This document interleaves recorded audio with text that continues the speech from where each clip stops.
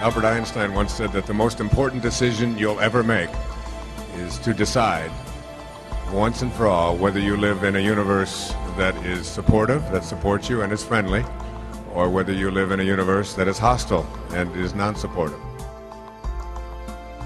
So we got a program. What was the program? It said, you don't heal yourself, the doctor heals you. A negative belief can hurt you, if not kill you, as much as a positive belief can heal you. How often do you hear you have to take a pill for virtually any ailment that might be concerning you, and that if you don't have one, they'll invent one, you know? And create new ailments. Right, exactly. Your body has these reserve cells, and the understanding of these reserve cells is that they will repair or replace anything that your intention is focused on.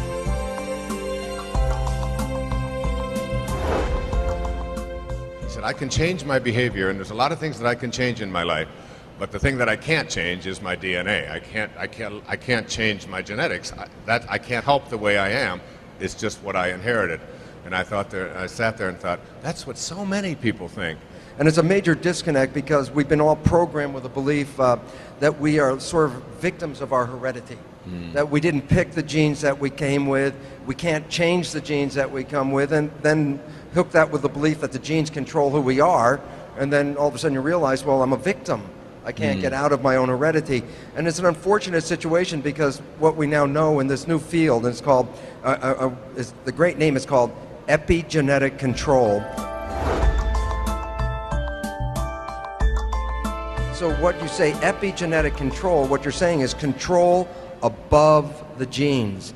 And this is where it comes into the simple reality that the environment and our perception of the environment actually can rewrite our genetic code. It doesn't change the DNA. It changes the readout of the DNA. DNA are the genes, and genes are blueprints. You can create over 30,000 different variations from the same blueprint, the same gene. And all of a sudden it says, then you're not limited by your genes, you're limited, if anything, by your perception and your belief about the world that you live in, because that's the information that's going in and affecting the genes. That it has now been established that a minimum of 1/3 and more likely 2/3 of all medical healing, which includes surgery and drugs and everything else, is all accomplished through what is called the placebo effect. And that basically says that it's the mind of the patient and their belief system that ultimately determines whether the drugs or the surgery are going to manifest any difference. Basically, arthroscopic surgery, and I forgot, I think they do about 180,000 of these operations a year. A doctor at Houston wanted to do a study. He said he really wanted to find out, was it the rinsing out of the fluid or the scraping of the knee that really provided the major healing process. So he was going to do this as a research study, and the woman who was helping him said, but you must include a placebo group. And he fabricated a placebo operation. What he would do is he'd make the 2 incisions. The patient, of course, couldn't see their knee. There was a draping over it. And what he would do was put on the video screen a surgery that he had done earlier in videotape from somebody else. And so what he would do is the patient would get the incisions, they'd watch the surgery, and he would talk through the surgery like, you know, overdubbing, saying, oh yeah, everything's going great, Mr. X, and Mr. X is watching the screen and all that. So that was the placebo surgery. Didn't do anything, made 2 incisions, sewed it back up. They looked at the results, and the results were every process was equally the same. Whether they rinsed it out, whether they scraped it and rinsed it out, or whether they just did the incisions and nothing at all. He had to own, and it was like really difficult, he had to say that all I'm doing is creating a very elaborate and very expensive placebo. And the mind did the healing. There's something called the Nocebo Effect. And the Nocebo Effect is essentially the same as a placebo effect, but it's based on something different. It says a negative belief can hurt you, if not kill you, as much as a positive belief can heal you. And so the real serious issue is that it's really the power of belief. Positive or negative are equally powerful, but go in opposite directions. Right. The function of the mind is to create coherence between your beliefs and the reality that you experience.